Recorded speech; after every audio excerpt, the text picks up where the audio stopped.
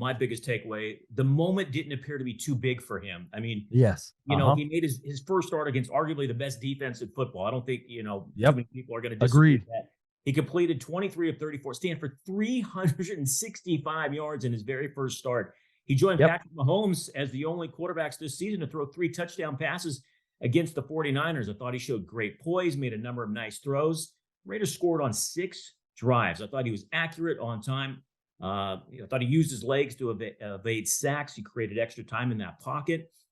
Stan, to me, this is just my personal opinion. I think it's too early to start talking about his chances of getting into the mix to become the Raiders' full-time starter beyond the season. I mean, he's a free agent. I do think they should bring him back as at least a backup, maybe even a stopgap if they can find. I agree. Something along those lines. But Stan, let me ask you this, and I'm not trying to downplay what Stidham did, but you played 8 years on the defensive side of the football in the NFL. How difficult is it for teams when they don't have any tape or very little tape on a quarterback? Well, yeah, it's definitely a little bit different because you're not able to personalize how you're going to attack him. Okay. With certain quarterbacks who are more so pocket guys, that's something that you want to go ahead and you want to try to blitz them from directly up the middle, flush them out of the pocket, like the Tom Brady's of the world, the Peyton Manning's of the world, because they're more statues. You want to get them out on the move because that's where they're not comfortable. Now, if you got somebody like a Pat Mahomes, somebody like an Aaron Rodgers, a Lamar Jackson, you want to blitz them from outside. You want to keep them in the phone booth. You want to put them in the position or in the area where they feel the least amount of comfort. And so that's where you get to the juxtaposition of not being able to personalize how you're going to attack somebody, whether you're going to go ahead and run cover 3, rip Liz, whether you're going to bring the safety down from the weak side or the strong side to the passing strength, things like that. That's where it gets intricate. That's where you cannot really know how to attack this guy specifically to his skill set and what the offense tries to do to accentuate his strengths, hide his weaknesses. So yes, it does get a little tricky, but I can still say this. Even with that being said, the 49ers were out there stoning Tom Brady. Right. You know what I mean? So you still got to give some level of credit to a Jarrett Stidham. Yes, D'Amico Ryans was not able to fully game plan for Jarrett Stidham, but we all assumed just off of the simple fact that the 49ers are number one in damn near every category in defense, they're at least going to be able to get the better of Jarrett Stidham. They're not going to be out there looking for many parts of the game, looking how they were being dominated by Jarrett Stidham. So even with all that being said, not being able to go ahead and personalize how they're going to attack him, I still give a great amount of credit to Jarrett Stidham simply for not appearing like the moment was too big for him.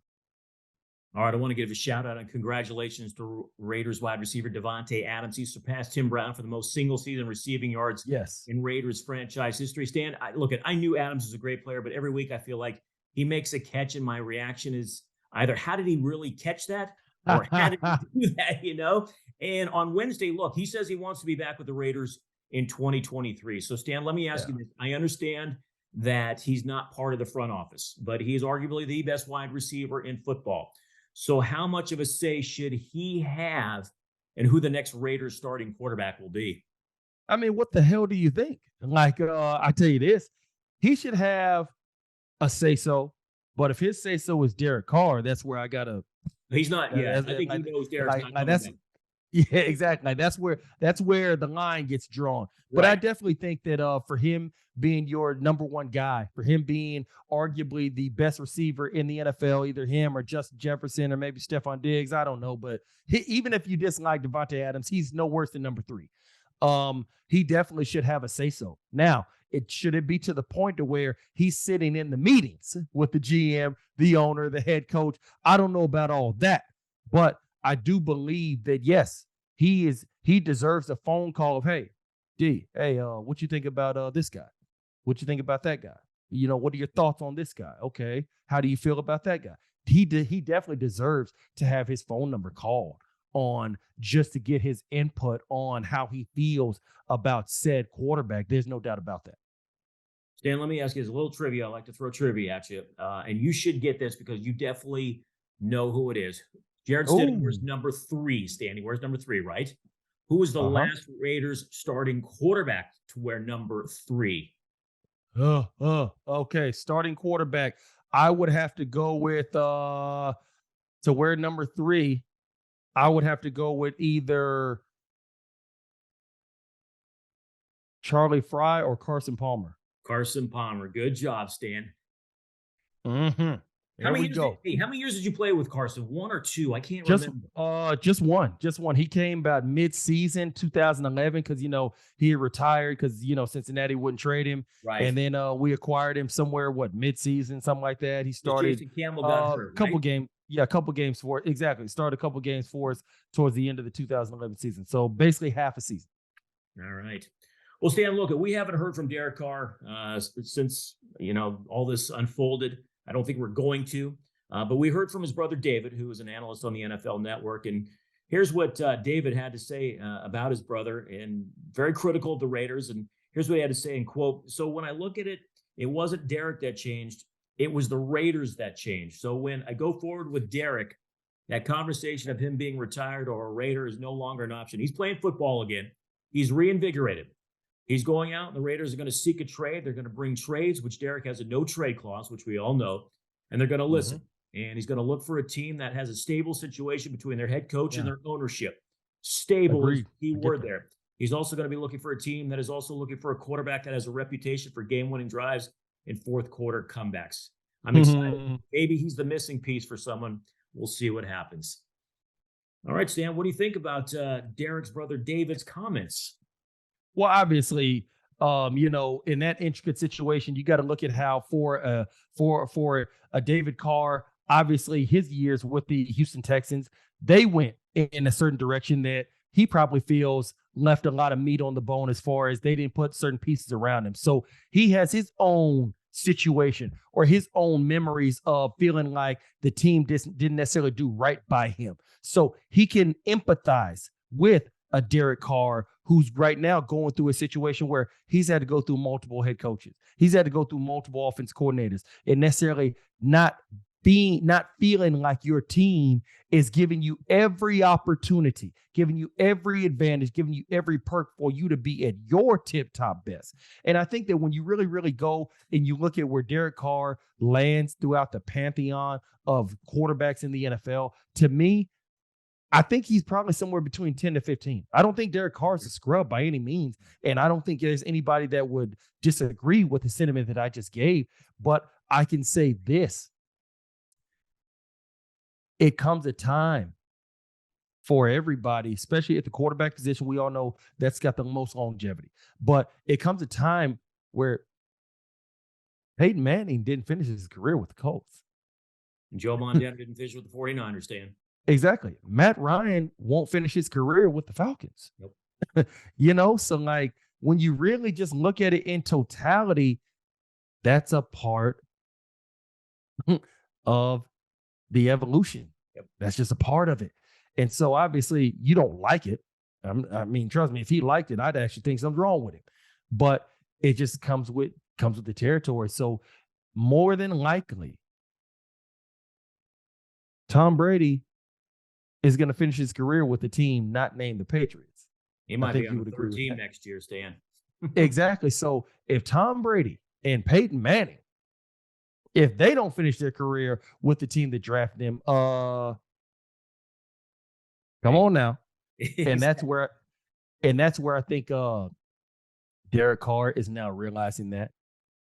That's where David Carr has been known that. No doubt about that. But, like I said, I get it. You want to go to a team that's got stability. No doubt about that. That's what I would want for him because I think that Derek Carr can do a lot of great things.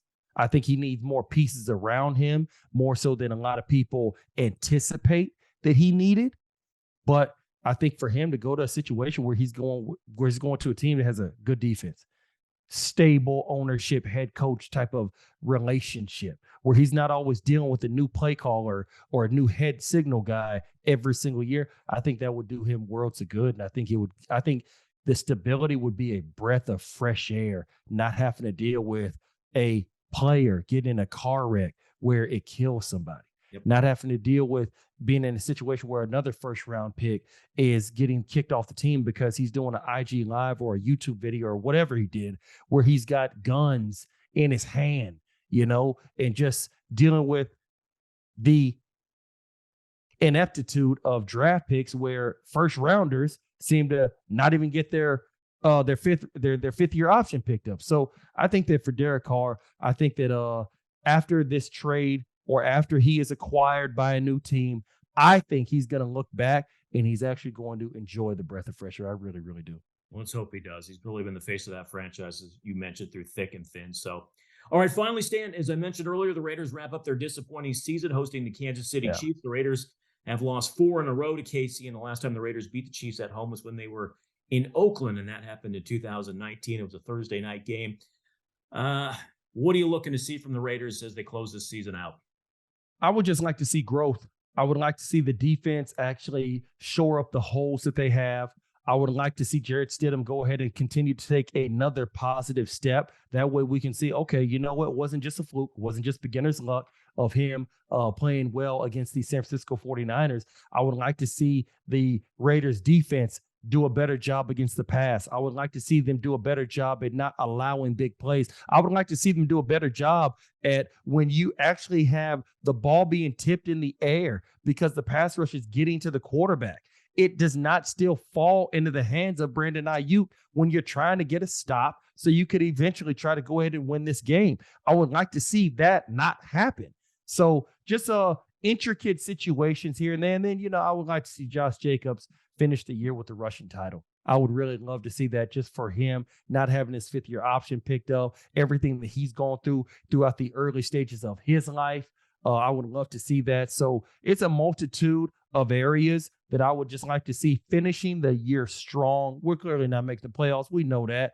And probably we'll have a new quarterback next season. And I say that because even though everything has not gone according to plan, you still would like to see those certain bright spots. That way you can hit next year on the ascending angle rather than some sort of dissension, something like that. So I think it's a multitude of things I would like to see the Raiders finish off the year strong with. And I definitely will be sitting right there in front of my TV, glued to it Saturday afternoon, watching every play, hoping that I see everything come to fruition that I just outlined. And you better believe I'll be texting you throughout the game as always, Stan. I just want to see, I'm like you, Stan, congrats to, like I said, to Davante Adams has had a wonderful season, Josh Jacobs, Max Crosby. Unfortunately, it's going to, only going to produce 6 wins, but they've had marvelous seasons. Yeah. Let's hope they see, like you said, continued growth from Stidham. I just want to see the fight and the resolve against the Chiefs, against the 49ers. Absolutely. That's all I'm asking for at this point. Just show me fight, just show me resolve. And then let's go into the offseason. Let's start over and let's see what the 2023 brings. So agreed. No doubt about that.